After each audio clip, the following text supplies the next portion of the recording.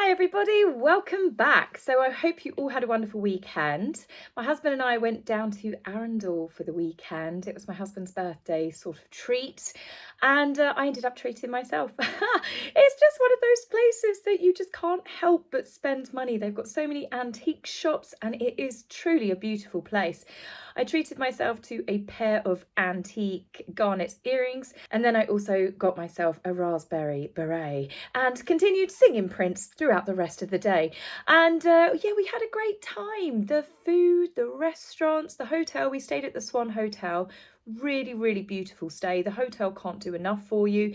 The food there is out of this world. So if you do go to Arundel, I highly recommend the Swan. As for the castle, we did see the castle from the outside when we went to the bird sanctuary to have a walk around. I am yet to still go inside the castle. We just seem to miss it whenever we go because it shuts seasonally and it opens back up, I think, in April. So I will be going back and I'll take you on a guided tour naturally with me. As for the hubby's birthday, he was more than happy going into the Norfolk Arms where they do sampler beers. So you get a little tray of different IPAs, different lagers, and you can mix and match, or just as he was doing, having a bit of a surprise. And yeah, he enjoyed himself thoroughly. So let's get on to the royals because that is why you are here.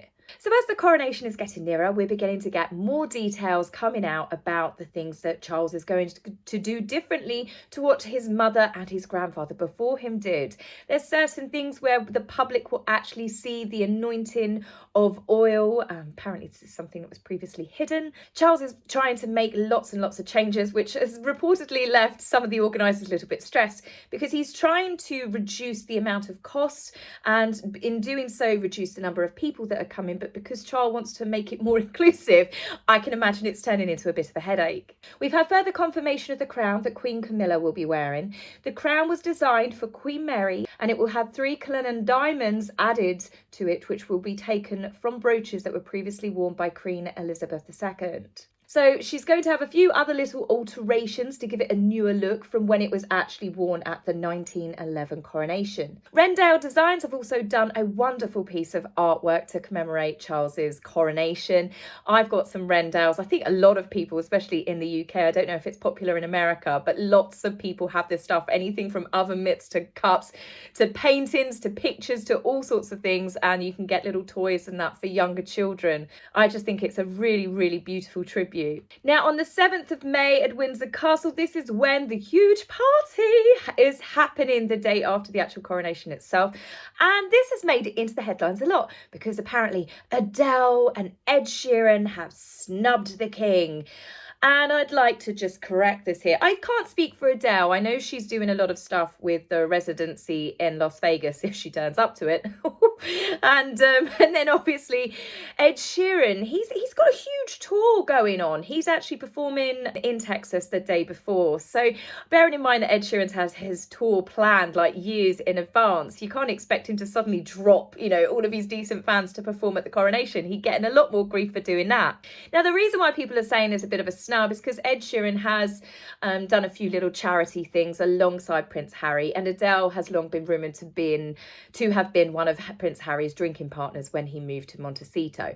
I'm not so sure if I believe that friendship as much. There's never been any sort of evidence, and this was at a time when Sunshine Sacks, it was all of the same people that were on that particular payroll, I guess, that were all mixing together. Although Adele did actually turn down the Queen's coronation as well, but she is a busy woman. Plus, I don't mean this as a swipe towards like Adele's music. I love some of her songs, but they're sad songs. It's not exactly something I want to listen to at a party. And it is going to be one big, huge party and get together. But don't worry, we definitely have confirmation that will leave us all dancing on the ceiling. A bit of Lionel Richie. I love Lionel and he is sure to get the crowd dancing and moving. So in some more royal mixed with celebrity headlines, we, of course, on Sunday, we had the British Academy of Film and Television Arts, also better known as the BAFTA Awards. What the celebrity turnout. We had epic stars like one of my favourites, Florence Pugh. I love her. I loved her in Little Women. And I actually recently watched that one with Harry Styles, Don't Worry Darling. Really enjoyed that film. I know there was a lot of controversy surrounding it as well. Then you had the wonderful Viola Davis. I cannot believe that she got snubbed at the Oscars. If you haven't seen The Woman King yet, it is such a good film. Sadly, I know that she didn't win a BAFTA either, but she is such a remarkable actress. We saw Austin Butler, who, again, he won some more awards for his portrayal of Elvis. We had Cate Blanchett. I mean, the list goes on and on and on. We had the wonderful Dame Helen Mirren, who gave a lovely tribute to Her Majesty, the late Majesty Queen Elizabeth II. And reportedly, there's a photograph here, it left the Prince and Princess of Wales quite notably moved by the sweet gesture. Helen Mirren as an actress has actually played the Queen on a couple of occasions. So I just think it was a really, really lovely and moving tribute. Now let's talk about the beautiful outfit that we saw the Princess of Wales in. Now this actually has caused quite a debate, really. Quite a few people weren't a fan of her long black opera gloves. I think it adds a little bit of old-fashioned Hollywood glamour to it, especially with the big gold earrings. But I also can see it from the other side of the fence where people say it didn't quite look right. There was just something about it. I thought she looked perfectly beautiful next to Prince William. I mean, look at this. This is a swishy dress. The dress she actually wore at the BAFTAs in 2019, and she's had the shoulder detailing changed. It is an absolutely stunning gown and stood next to Prince William. They were the perfect contrast to the black and white. Prince William rocking another velvet jacket. I do really, really like this style on men. I am actually going to get my husband in one, I think, by this Christmas. Now, there was a perfect picture that was posted, this wonderful piece of artwork by Figure It Out on Instagram. And you can see here, one, this is absolutely beautiful with Princess Charlotte handing her mummy her little handbag. And then you've got Louis and George on the floor with the dog. I mean, this is truly, I mean, I love bits of artwork that come out. You know, I talk about other people's, but this is stunning. But if you look at the detailing on Catherine's dress, she's just got that really tiny, thin, black extra bit that goes across. And I think if that had actually been added to the dress, it possibly would have blended the gloves in a lot better. But otherwise, I mean, I love the look, but then I'm obviously naturally always biased anyway. The earrings, I did check this out. I made sure I checked with Rem as a good boy on Twitter before I said anything. And they are actually from high street chain Zara, and they were listed as £18. So again, Catherine is wearing these beautiful dresses. The dress was an Alexander McQueen, but here she is wearing high street or little known designer pieces of jewellery, and it's jewellery that we can all afford and buy. Now, naturally, with the world's eyes on the couple when they come to these red carpet events, every moment was captured when talking to actors and actresses and meeting people on the red carpet, to the couple playfully having moments that they don't quite realise are on camera. Catherine and William were so animated and quite clearly having such a lovely time that she was joking around, and I guess she just forgot the moment. She stroked his back and then just gave him a tiny little pat on the bottom. I think it's really cute. The couple are going from strength to strength. Catherine has got this unbelievable confidence about her. I think motherhood really changed that for her, and her style, even the newspapers and magazines over the past couple of years, she's really making bold decisions with her fashion choices, whether it comes down to Catherine herself or she's got an amazing stylist. Either way, she always manages to look absolutely classy, beautiful, and she just rocks it. I know I say that in every video, but she does. Now, whilst the couple were coming down the red carpet, like I said, she had the little love pat on Prince William's bottom. I mean, who can blame her, really? But there were also moments where the couple were seen whispering to each other, laughing and joking, and it made me get in my head going, do you reckon they've seen it? Do you reckon they're laughing because people are calling out on the red carpet? I wonder if anyone was there going, South Park, privacy tour. Just given the reactions that Catherine and William were doing. I mean, it's pretty obvious that people will shout out stuff to get people to react, especially celebrities and members of the royal family. But I can just only hope that they sat there with a glass of red wine with the children in bed and have watched that South Park episode. Let's be honest, this episode was pure comedy gold. People that have never seen South Park are watching South Park. People that maybe watched South Park years ago and preferred the original seasons, they watched it, they loved it. It was absolutely perfect. In fact, the only two people that I can imagine didn't like watching it are these two. In fact, they really didn't like it because reports are coming out thick and fast that the couple actually, when they knew that the episode had been done and it was going to be released, apparently, and again, I take these with a pinch of salt because I don't know 100%, but apparently Harry was putting in phone calls to try and get hold of the creators to stop the episode from being aired. It sounds like something out of their playbook, doesn't it? So, of course, they ignored it, and I like to think that Trey Parker and Matt Stone refused his phone calls and laughed hysterically as they hit the big enter, let's launch button. With the amount of grenades that Harry and Meghan have been throwing at their families for quite some time, it's about time they have one launched in their direction, and as I said, absolute comedy gold. So it's reported that Harry and Meghan are now trying to get their lawyers to see if they can sue. I know, does this sound like Harry and Meghan? This is not the same Harry and Meghan. Oh no, wait, yes it is, absolutely. Excuse me, I'd like to sue someone. Again and again, I'm going to try some more. They are absolutely the most litigious celebrity couple I've ever seen in my life. As I've said for a long time, there's no reason for people to be angry about Harry and Meghan. They are a laughing stock. They are the writers of their own demise. They are Carry On Duchess. But we are beginning to see very obvious leaks that are coming out which are trying to get some positive headlines back on them. Meghan is reportedly pregnant with her third child at 41 years old. I say good luck to them. Congratulations if it's true. But just remember to hand back that award that they smugly bragged about that they were given because they decided to only have 2 children for environmental reasons, and a further dig at Catherine and William.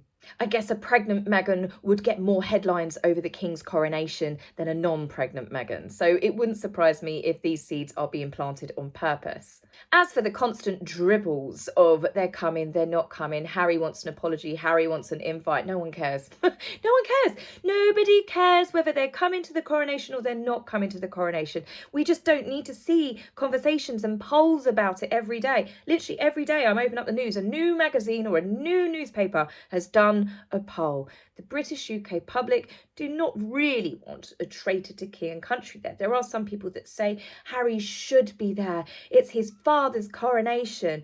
Okay, well, if that was your son, one of your sons, let's think about it. He's attacked and upset your other son who has been loyal to you. He is attacked and been rude about, so has his wife, your daughter-in-law who you love, the mother of your 3 grandchildren. He's completely tarnished your parents' legacy. I mean, Harry has done a lot of awful stuff to his family, and people saying Harry deserves to be there. No, he doesn't. He's like a child that's never punished. He's done bad things to his family. He doesn't deserve to be there. Charles may want him there, but given the fact that Harry recently called Camilla an evil villain who tricked and conned her way to the crown, who left a trail of bodies in the street, I'm not sure I believe those stories, really. Would you, if you were Charles, want your son that's completely trashed your wife in his latest memoirs? I don't believe that Charles is as desperate to have Harry there as people think. Now, in a story that is obviously making headlines is this court case. We haven't forgot about it. Well, the UK public definitely won't forget about it anytime soon. And that is Harry is suing the UK government to have police-funded, taxpayer-funded protection when he comes to the UK, when he chooses to come to the UK. The cost for this court case have now come to over 300,000, which the UK taxpayer picks up. It comes out of the public's purse. Absolutely shocking, isn't it? But if Harry obviously loses, then I like to think that the judge presiding over this case will make sure that Harry pays back every penny. Otherwise, it's outrageous. It's outrageous anyway. Harry is doing it for vanity and status. Now, some people don't understand, and I'm banging my head against a wall when I'm on social media and they're going, it's disgusting. People want Harry to die. People want bad things to happen to Harry. No police protection. He gets police protection. He gets taxpayer-funded Scotland Yard police armed protection when he goes to royal events and when he is staying on royal grounds. When he does not have police protection, armed police, is when he decides to go swanning off to hang out with some celebrities, go on holiday, go over and promote Invictus, walk around with his Netflix crew. then he doesn't. He does not need police, taxpayer-funded protection to be swanning off because he's decided to come over to the UK to earn more money or to go on a jolly. Celebrities and famous people. There are people that are so famous you would recognise them in the street. There are some that I must admit I'd walk past. But Harry is not the only recognisable famous person that comes to the UK, and they do not have taxpayer-funded security. They can pay for private security, which means that they cannot carry guns. Why does Harry need security carrying guns in the UK? Harry's going to visit a charity such as Well Child. He needs armed police officers with guns around families and children. I mean, get real. Harry and Meghan, it's reported, are the only celebrities in Montecito that have security detail. They have had complaints about the fact when they go to restaurants, they like parts of the restaurants being cordoned off. Montecito and around that area have people that are more famous and richer than Harry and Meghan. They do not. Politicians, all sorts of people. They don't go around with a mini motorcade. They don't have all these different security guards carrying guns because they've gone to wine and dine someone. Going to a steakhouse and taking an armed security fleet with you. I mean, it's absolutely ridiculous. It's drawing more attention to them. Harry and Meghan are so obsessed with having security because they're at risk. Then I suggest Meghan tells her husband to not keep antagonising the Taliban when he is on TV or in his books. I suggest that when they were over in the UK last time, when they did have police security, wind down windows to pose for photographs. Pose right next to a window side just so the public can make sure they see you, so the paparazzi and the reporters there manage to get clear shots of you smiling, just so you could be published in the newspapers. I'd suggest not doing the paparazzi set-up strolls. These are not people that are concerned for their safety because you wouldn't behave that way. Which makes me think it is purely about greed, it's purely about entitlement, and it is purely about getting other people to pay for their extortionate security bill. Recently, someone that delivered flowers at the Montecito address said it's like Fort Knox. They didn't even get close enough to the house. They have so much armed security there. It's like Fort Knox, a gate to go through another gate. Obviously, they're going to have a certain amount of security, but this is insane. No wonder it's costing them millions of pounds to pay for that sort of security. This is why they want the UK government to say that they need to be protected full-time by police officers in the UK, because it will then go towards them getting their internationally protected person security status, which means if they're in Canada, Canadian taxpayers pay. If they go to Africa, African taxpayers pay. If they go anywhere in the world, then the governments have to provide security to protect them. That is what it's all about. And this is why it's so important that Harry doesn't win this. Like I said, loads of celebrities walk around London without security with them. They catch the underground tube. You've got people that earn absolute millions that, as I said, you would recognise immediately. They walk around perfectly fine. When it comes to the royal family, Princess Anne, Sophie and Edward, they only have security when they are at royal engagements. What they are doing to Harry is not singling out Harry. Harry is going to have the same treatment as other members of his royal family, even ones that are classed as senior full-time working royals. So it's absolutely ridiculous that people are saying Harry deserves it, he's famous. I mean, it's the same mentality of people going, down with the monarchy, abolish the monarchy. Lily and Archie must be a prince and princess. No monarchy, no titles, no royal family, no prince and princess. It's just absolutely, as I said, you just want to bang your head against a brick wall sometimes. Harry and Meghan always seem like they're demanding something or wanting something, aren't they? It's one of their biggest mantras. We want privacy. We want security. We want you to pay for our security. We want to be on the balcony. We want an invite to the coronation. We want an apology. And to be honest with you, I think people are sick of hearing what their wants and demands are. They have had nothing but wants and demands since Megxit, their life of happiness that they wanted to lead, and it's all we've ever heard since. We want, we want, we want. So I'm going to end the video on something that I want. What I want is the South Park creators to do another episode dedicated to the Prince and Princess of Canada. It might make me a little bit petty, but knowing that Harry and Meghan are so angered by it they want to sue, I just want to say, bring it on. Do more of them. Make them feature characters throughout the rest of season 26. I think it was absolutely brilliant. So that's it for me, guys. Tell me what you think about Catherine's gloves. Were you lovers? Were you haters? What do you think about South Park doing an extra episode dedicated to the couple that can't laugh at themselves? So I will be back with you very soon. Take care. Bye.